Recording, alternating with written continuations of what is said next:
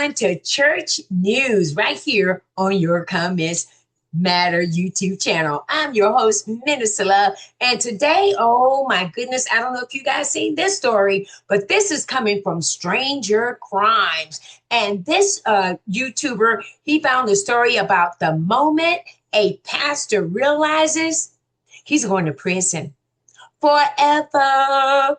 What did this pastor do? And he made the statement, my life is over. So everyone, buckle up. Let's get ready. And we're going to watch the video here. And it's 8 minutes. So get comfortable, relax. You want to see it if you have not seen it. And if you're familiar with Stranger Crimes, you may be a subscriber or not. I encourage you to go over there. And if you like what you see, then subscribe. And then as I always say here, if you like what I'm bringing to you here, these comments, then I ask that you subscribe to our channel as well. All right. So let's get into the video and let's hear what this pastor has to say, what he found out about his life. This is David Love, a former pastor. He has been brought in for questioning in the death of Randy Stone, who was a member of Love's former church. Stone also happened to be the church's director of finance. After going over the books, he made a discovery that shook his faith in Love. Money was missing, and Love was the only one who could have taken it. Stone's second discovery was even more personal. His wife had been having an affair with Love for the past 10 years. Stone resigned from his position in the church and told Love that they would be attending elsewhere. Not long after Stone's announcement, he was found in his office, fatally shot. It didn't take long for the police to discover the relationship between Love and Stone's wife. And after hours of questioning, she admitted that Love had killed her husband. She did too. Remember me?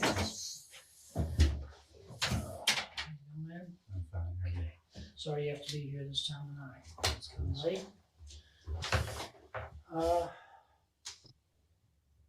It's been a long night for everybody. Okay. It's been a long night for Teresa. She's been up here for a while.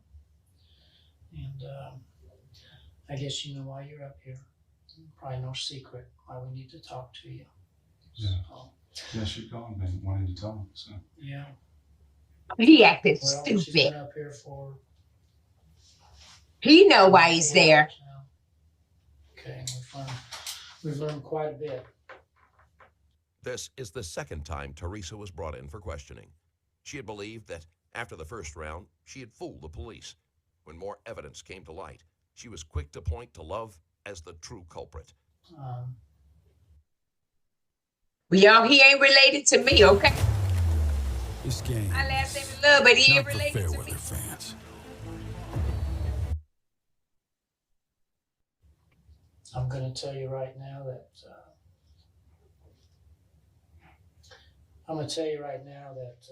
that this is not easy, because I know that you have spent your life, working for the Lord, and that you are the leader of a church. But what I know now, this is hard. It's not going to be easy. Okay.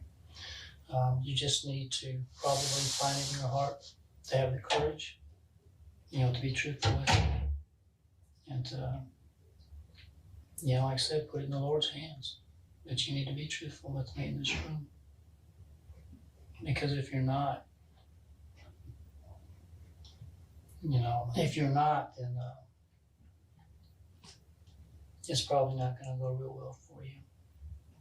Okay. I'm going to ask you some questions, but I can't ask you any questions until I advise you of your rights. Okay? All right. What I'm going to do, and Teresa also heard this thing when I talked to her, but what I'm going to do is I'm going to read this to you one line at a time, and if you would, just follow along. As I read each line, I want you to check the box that I've read it to you and that you understand it. Okay? All right. First of all, you must understand your rights before we ask you any questions, so you just make them up there. Hey, Pastor, you do have the right to remain silent. Anything you say can be used against you in a court of law or any other proceeding. You have the right to talk to a lawyer before we question you and have him with you for or with you during questioning. If you cannot afford a lawyer and want one, a lawyer will be appointed for you. If you decide to answer questions now without a lawyer present, you will still have the right to stop the questioning anytime so that you can talk to an attorney or a lawyer. I have read this statement of my rights and it has been read to me. I understand what my rights are. Are there any questions about what we just read so far? No. Okay. But he's trying to talk to the Holy Spirit now. Okay. Having been informed of your rights, do you wish Don't to need no talk to me? lawyer. He need the Lord. Just Well, I'd definitely rather have a lawyer present. It's up to you. I think that would be, here we are in the middle of the night, Mm-hmm. and so I would rather have a lawyer present. I don't have one. Okay. We can probably get one for you.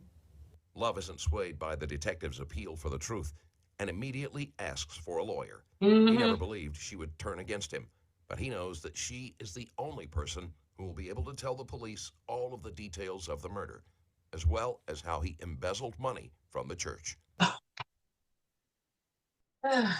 How are we able to offer the Willow Creek bed for just $195? At Living Spaces, we design furniture with affordable...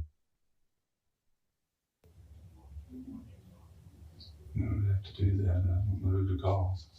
Well, The only one that I would call is probably the one Teresa. Michael Daly's the only one I know. mm-hmm. You have his number? I don't have a phone or anything with me. Okay. I had We can his, get you a phone. I had his number in my phone, but I don't have it memorized. You know. Okay. Okay. I said if you wanna to invoke your right to an attorney and not answer any of my questions, that's your right. That's your right to do I that. feel like I have to because I don't know. That's your decision, though. I don't know how to proceed Master. in a case like this. Oh, he's talking about you don't know how to proceed. You joker. Have an attorney. You know. What I'm facing. You acting stupid. Well, it's a murder investigation. You know that. Yeah. You know it's a murder investigation. Uh-huh. We have You to know. do it for a reason. So. I think I definitely need some kind of representation because I'm a preacher. I don't know the law. Okay. Oh, please. You don't know the If you don't law. want to talk, then what you want to do is You don't know the Ten First Commandments? of all, check Thou that shalt box not right there. kill. And then Please. you're gonna check no. Ooh, y'all, I'm getting If you don't hot. want to talk to me, and you're gonna put the date and the time. Big time. But the date's the 21st of April, and it's about 1:40.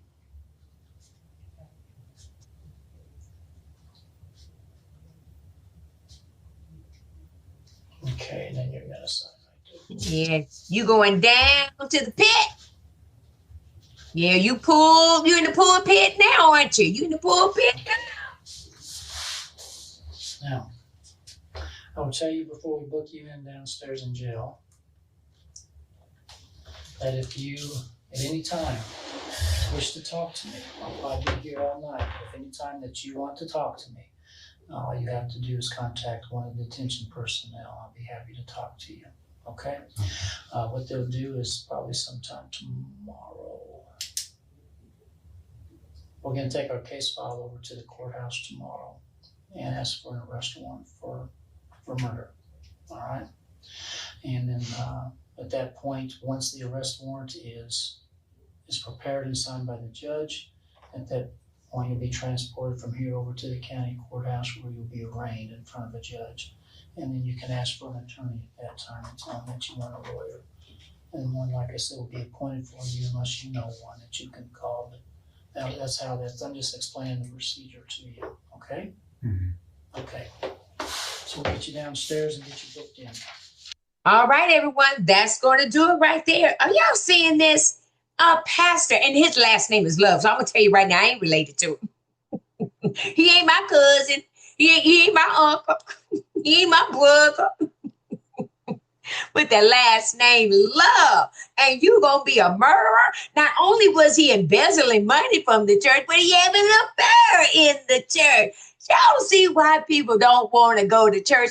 And when you do go, why are you giving them your hard-earned money for them to do the crap that they do, what you're seeing right here? It's just don't make no sense. And they get up in the pulpit and tell my God this and God that, oh, praise and bless him. But behind the scenes, you just a devil in disguise. There's a whole lot of wolves out there, y'all. A whole lot of wolves. That's why we bring church news to you right here. And we want to hear your comments on this story. So let's get into the comments and see what you had to say about this.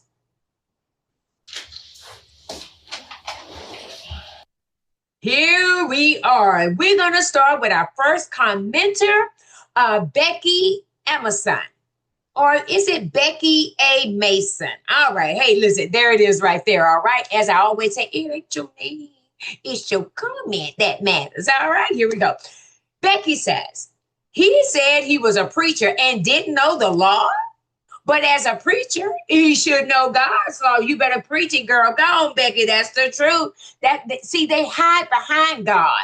These murderers and thieves, they hide behind the cloak of God's name. That's how their wolf can be in a sheep clothing. That's how they get into the churches. Well, Becky, you got 40 thumbs up on your comment, and you are so right. That's why I said earlier, didn't he know the 10 Commandment law where God said, thou shalt not murder, thou shalt not kill? He knew that law. Let's go to another commenter. KP says, he is not working for the Lord. If he is committing adultery and murdering, he is a wolf in sheep's clothing. Come on now, there's the comments. See, are y'all seeing this? The comments now that are being made about this guy are logical. They make sense. They make sense. He's not working for the Lord. He was just a wolf, like so many of them that are out there in these mega evangelical churches, and even in the little ones too. They got the little churches too, are now just as corrupt as well. So you got 87 thumbs up on your comment, KP8. Let's take a look at Victor. Hello, Victor. Victor says, a man of God betrayed by his wife and killed by his own church pastor. This case was disgusting to hear. Victor, I couldn't agree with your comment any further as well. You got 140 people that like what you said. Absolutely. Not the wife betrayed him in the church. She betrayed him right there under her husband's nose, messing with the pastor. Y'all, I'm telling you, you just can't make this stuff up of what's going on in the Lord's church. That's why we got church news for you today. Take a look at all hope is lost. Oh my goodness. Well, you know, the Bible says faith is the substance of things what? Hope for, and the evidence of things not yet seen. Well, all hope is lost. It's saying ain't no hope. It's gone. It's lost.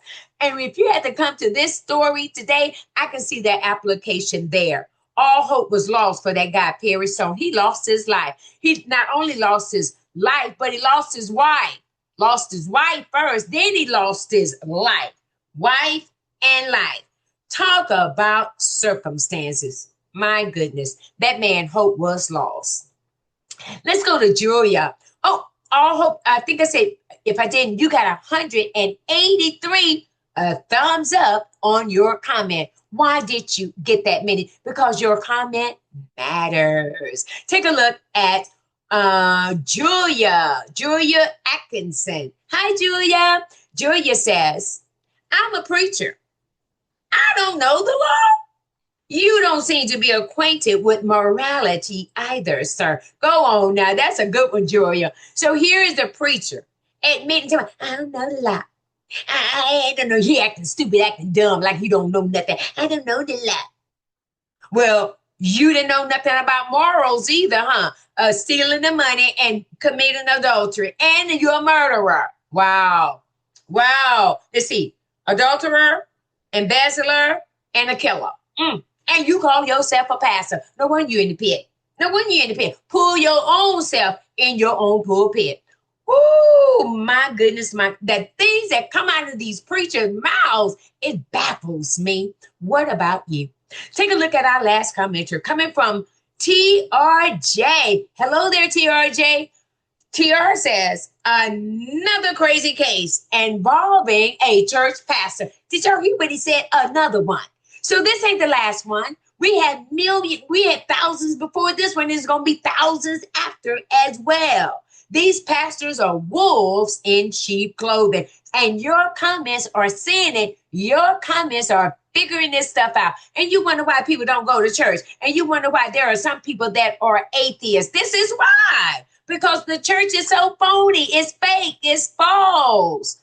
And you wonder why people are leaving the church. Because of your bullshit. That's why. Yeah, I said it. Because of the church's bullshit. There's bullshit in the Bible. The bullshit. They ate the shit, right? They ate the dung. The Bible call it dung. We call it shit. Same thing. All right, then, everyone. This one got me stirred up. This preacher was just out of control. And again, last name Love. He had nothing to do with love. Should have been called Hate. That should have been last name Hate. All right, then, everyone. So that's going to do it. As I said, I want you to go over and support my friend Sandra at the Bible Talk Show. Her and I are doing a wonderful series talking about living in God's wilderness. You don't want to miss any of those wills. It's not your traditional will that you may think of in the wilderness, like the Israelites were, but these wills are interesting, and you don't want to miss any of those lessons. So go over there to the YouTube channel called The Bible Talk Show. All right? Okay, so now that's going to conclude. I'm going to see you on the next video. Thank you so much for watching, liking, sharing, commenting, and subscribing to Your Comments Matter YouTube channel. I'm Minister Love, and I see you on the next video. God bless and take care.